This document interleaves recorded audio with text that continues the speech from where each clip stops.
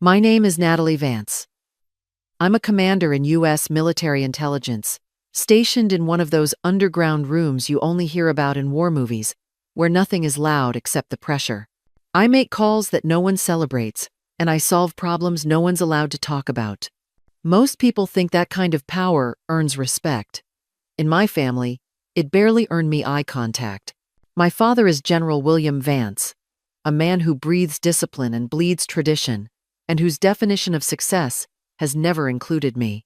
For as long as I can remember, he's looked through me like I was fog on the glass, something he'd rather wipe away than understand. His pride, his golden boy, has always been Jason, his stepson. Jason gets the loud toasts, the grand gestures, the legacy dinners with engraved cufflinks. I get polite nods, and the occasional, "Good job, kid." This story isn't about jealousy. It's about a truth that needed to come out, a truth buried under ceremony, stripes, and nepotism. For years, I swallowed the hurt, told myself it didn't matter. I kept my head down and did the work. Real work. The kind that prevents war and saves lives. And I let him believe that none of it counted, because it didn't make noise. But a moment came. A moment when I heard something I wasn't supposed to. And suddenly, all those years of silence felt like fuel. That moment shifted everything, and for the first time in my life, I realized I didn't need his approval. I needed the truth to be heard. And if no one else was going to say it, I would. The party was everything my father loved. Rows of crisp uniforms, glasses clinking under string lights, speeches rehearsed and delivered with precision.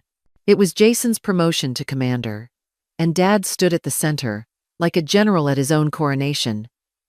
Chest puffed, arm around the son he chose to admire. I was there too, blended into the edge of the crowd, a familiar shadow in a sea of salutes. A few people nodded in my direction, offered polite smiles. But no one asked what I'd been working on, or what rank I held. Jason's story was easy to tell. He was photogenic, loud, and full of action-packed stories about rescue missions and rough seas. My work was different. Technical, strategic, buried deep in data and classified files, where the only recognition came from silence, the kind of silence that saves lives without ever demanding applause. It had been that way since we were kids.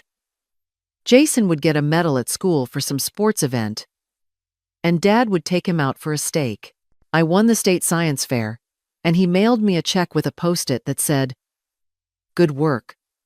One year, he missed my birthday to attend Jason's ROTC banquet. He didn't even call. It wasn't just that Jason was louder. It was that Dad needed a mirror, someone who reflected the image he had of himself. Jason was that mirror. I was more like glass, clear, efficient, overlooked. When I was accepted into a top intelligence program, I told him during one of our rare phone calls.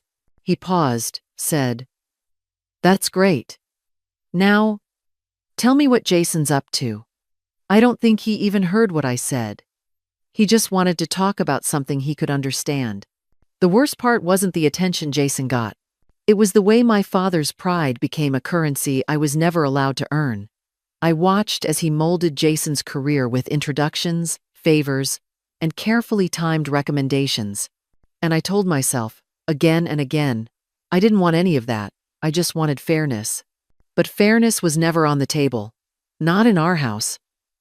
I was the one who followed every rule, played it clean, and built my rank one quiet mission at a time. Jason skipped steps. My father built the ladder for him, and every time I tried to bring it up, the conversation ended the same way. "Jason's different," he'd say. "He's got that thing. Charisma. Charisma. As if that was enough to command a fleet or hold a room full of lives in the balance. As if a lifetime of dedication and sacrifice could be brushed off with a word that sounds like charm." Standing at that party, watching my father beam like he'd raised a war hero, I felt a crack open, not jealousy. Just a quiet recognition that I was never going to be enough for him, not in the way he wanted. And maybe I wasn't supposed to be. Maybe I was supposed to be something else entirely. That night, I left early, unnoticed. My uniform, just as crisp as Jason's, hung heavy on my shoulders. It was the first time I let myself say it. This wasn't just about favoritism. It was about erasure, and I was done being invisible. I wasn't trying to eavesdrop. I had come home for a short leave, the kind where you tell yourself it's for family, but spend most of it quietly counting the hours until you can leave again. The house looked the same, like a museum exhibit dedicated to one man's idea of glory. I was walking down the hallway when I heard his voice. Confident, smooth, the voice he used when he wanted to impress someone. He was on the phone in his study, talking to his wife, Jason's mom. "I pulled some strings," he said, like it was nothing. "Just made a few calls, got Jason's name pushed up the list. He deserves it, of course. But the system's slow. I just helped it catch up." My stomach dropped. I froze in place. He kept talking. "And Natalie? Yeah. She got some little intel metal. Paperwork stuff. I mean, it's important, sure. But she's more of a desk type. Jason's the real deal. The real deal." Those words cut sharper than any insult he'd ever thrown at me directly. He wasn't just favoring Jason.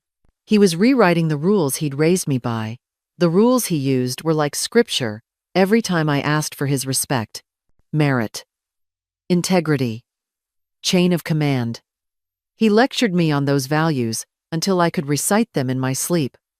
And here he was, laughing as he threw them away like cheap souvenirs. I felt something break. Not loud, not explosive. Just a quiet, deep snap. Like a cable pulled too tight for too long. It finally gives out. He didn't see me standing there. He never did. He hung up, humming to himself as if he'd just solved a minor inconvenience. I turned and walked to the guest room without saying a word. I stared at the ceiling for hours that night. His voice echoed in my mind, flattening my years of sacrifice into background noise. That wasn't ignorance. That was dismissal. For the first time, I stopped trying to explain him. I stopped making excuses. I stopped wondering if I could ever earn his pride. And I started thinking about what fairness really looks like. Not in his world, in mine. It wasn't about getting even. It was about correcting something that had gone so far off course that the system itself was bending under the weight. He thought no one would notice. But noticing is literally my job. I didn't sleep that night. I didn't cry either. I was done crying over a man who couldn't see me. What I felt was colder than sadness. It was clarity. He taught me to follow the chain of command, to protect the integrity of the service. That night, I decided to show him what that really meant. It started with static, just a flicker of fragmented chatter, barely legible, caught in one of our routine data sweeps. Most people would have tossed it aside as noise. I didn't. Something in the cadence was off. Not the words themselves, but how they sat in the pattern. I flagged it and told my team to isolate the signal. We worked for hours in near silence. The only sound was the hum of machines and the low click of keys. I led the analysis, layering communication logs with satellite tags and movement patterns. One by one, pieces started to fit. The dots connected in a way that didn't make sense unless you were trained to see what wasn't being said. That's what intel is. Finding the truth between lines that no one else even knows exist. By the third hour, I had a hypothesis. By the fourth, I had confirmation. An enemy unit was positioning assets for a coordinated strike near one of our carrier groups. It would have been a bloodbath. There was no room for doubt. I issued instructions with calm authority. Every detail mattered: the elevation of the comms tower, the window of vulnerability, the movement of friendly assets. No one questioned me. I sent the full threat matrix to Fleet Command with less than 30 minutes to spare. We watched the digital icons shift course in real time, stepping just outside the trap. No alarms, no sirens. Just a new formation glowing on the screen. My commanding officer came over, stared at the data for a long beat, then gave me a single nod. "Good work, Commander," he said. That was it. But I felt every word like a medal. No one toasted. There were no handshakes or speeches. And that was fine. That kind of silence means everything in my world. A week later, I told my father about it. I kept it vague, just the outline. He barely looked up from his drink. "That's nice," he said. "Still keeping busy with your little office work, huh?" That was the moment I understood. He would never see what I do, not because it isn't valuable, but because it isn't loud. What he calls pencil pushing, I call life-saving precision. What he calls invisible, my team calls critical. That mission didn't just validate my skills, it reminded me that respect earned in silence is often the most real. After the call with my grandfather, everything snapped into place. The sting of being overlooked cooled into something clearer. I wasn't going to argue with my father or beg for recognition. I was going to do my job. I logged into the secure admin portal from my encrypted laptop. The same system I used every day to track signals and anomalies has now become the tool for something personal. Still, I approached it like any other task. No emotion, just process. The request I drafted to the Inspector General was precise, without flair or bitterness. I cited a possible procedural irregularity in a recent promotion board, complete with the regulation code. It read like a line item in a system audit. That was the point. I didn't need to name names. The pattern was clear to anyone trained to see it. Waived requirements, fast-tracked paperwork, and signatures from people indebted to my father. This wasn't guesswork. It was structured. I hit submit. No hesitation. No second look. Just one more task completed. Then I logged out and closed the laptop. That night, I felt no rush of adrenaline, no satisfaction. What I felt was control. For once, I wasn't reacting. I was acting. It wasn't about revenge. It was about restoring the rules he claimed to respect. He taught me that regulations were sacred, so I followed them, exactly. In his world, power meant presence, speeches, and handshakes. In mine, power looked like data, documented irregularities, and anonymous reports that trigger audits. He underestimated the system he served. He underestimated me, and that was his mistake. The file landed in my secure inbox late on a Wednesday. It came from the Inspector General's office. Sealed and encrypted. Labeled with nothing more than a case number. I opened it without blinking. There were dozens of pages, performance reviews, promotion packets, endorsements, all written in careful, glowing language. At first glance, everything looked clean, but I knew what to look for. I scanned for timing anomalies, qualification waivers, and discrepancies in service dates. It didn't take long. Buried in an appendix was the waiver. A single document, signed by a captain who once served directly under my father. The language was vague, padded with jargon, but the intent was clear. It excused Jason from completing a critical sea duty qualification. The same one that's non-negotiable for a command track promotion. Without it, he never should have been eligible. The justification cited extraordinary potential, a phrase that holds no weight in regulation. The captain's signature was just one layer. But the real connection was in the approval routing. It had been pushed through via a back-channel request tied to my father's staff office. I stared at the page for a long moment. Not out of shock, but recognition. This was worse than I expected. It wasn't sloppy. It was strategic. Every piece of this had been orchestrated. The illusion of merit wrapped tightly around a favor owed. My father had used the system not to uphold it, but to manipulate it. And no one had questioned it. Until now, I printed the page. The sound of the paper sliding from the machine was the only thing I heard. I slipped it into a folder. One sheet. That was all it took. I felt no rage. No need to shout. Only a sharp, focused stillness. The truth didn't need anger. It needed to be seen. And now, I was ready to show it. I stepped through the patio doors in my full dress uniform, the badge gleaming under the party lights. Cameras snapped, and conversations died in mid-breath. The crowd parted before me, forming a silent aisle toward the center of the gathering. My father was at the podium, glass raised, about to deliver his speech. He froze. his eyes widening as he recognized me. A ripple of gasps moved through the guests, officers, and civilians alike. I held the folder in one hand, my other arm at my side, steady. The weight of the paper felt light, but its contents were heavy enough to tip the balance. I walked directly to the microphone stand, cleared my throat softly, and then spoke. "Ladies and gentlemen," I said, my voice calm and measured, the chatter dimmed to nothing. "Thank you all for gathering tonight to celebrate Jason's promotion. But before you toast, there is one document I believe requires your attention." I opened the folder and pulled out the single page. The waiver. The one that allowed Jason to bypass a mandatory qualification. I held it aloft. "This is the waiver signed by Captain Ellis," I said softly. "Authorized by a back channel tied to my father's office. It excused him from the sea duty requirement that is non-negotiable for command track promotion." Heads turned, some faces paled. My father's smile faltered. He opened his mouth to speak, but no sound came. I let the silence hang. I looked him in the eye. "An officer's rank is earned, not gifted. You taught me that. You taught me to honor the system, yet you broke it for your favored son." The crowd shifted, uncomfortable. One of the senior officers whispered to a colleague. A third guest looked at their drink as if they no longer recognized the celebration.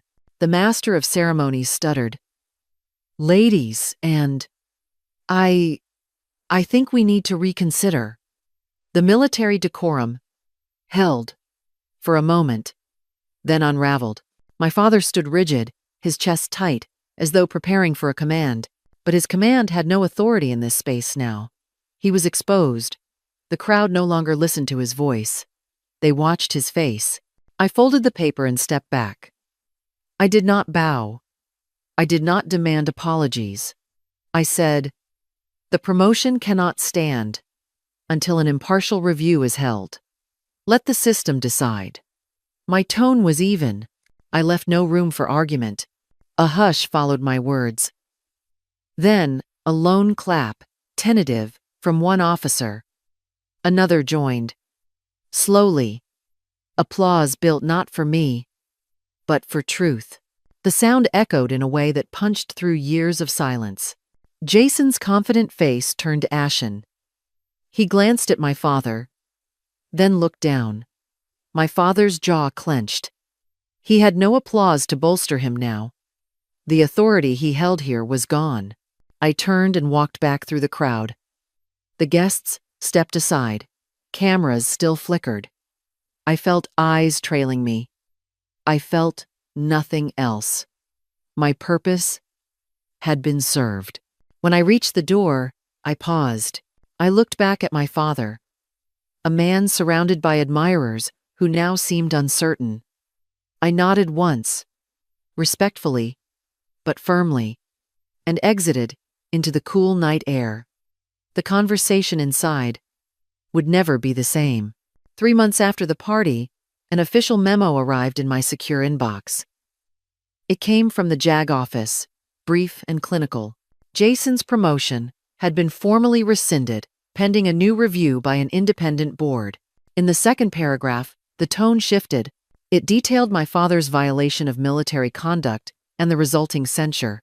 He had quietly submitted his retirement paperwork within the week. There were no headlines, no speeches. Just a sentence buried in a weekly personnel report. General Vance, to retire effective immediately.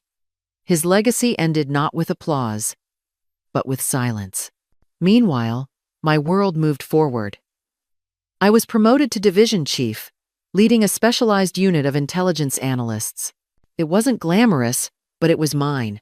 We worked out of a windowless command center, with glowing screens and mission boards that never stayed static for long.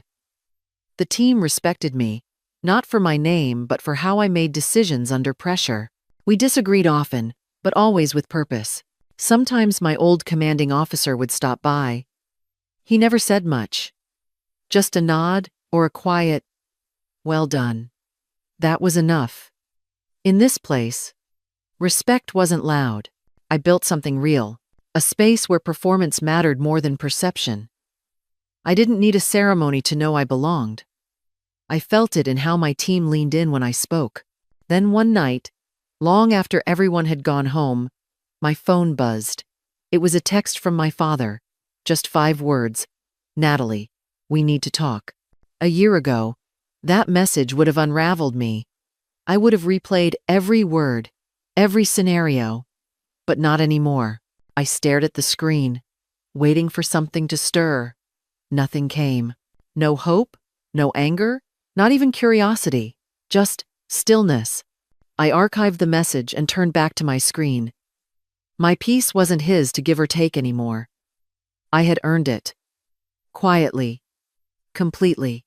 For a long time, I thought legacy was something passed down. A name, a rank, a story others would tell about you. My father believed that too. He built his world on ceremonies and titles. But I've learned something else. Real legacy is built in the quiet.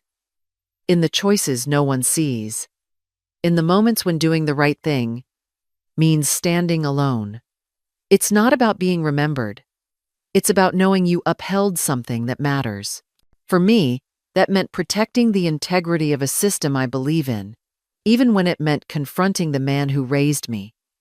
Not to punish him, but to make sure the rules applied to everyone equally. In the end, that's what justice is. Not personal, just necessary. And strangely, that gave me peace. I know now that my worth was never in his approval. It was in how I showed up, in what I stood for, when no one was watching. That's the kind of legacy I can live with. Have you ever chosen integrity over approval? Tell me your story below. I'd really like to hear it.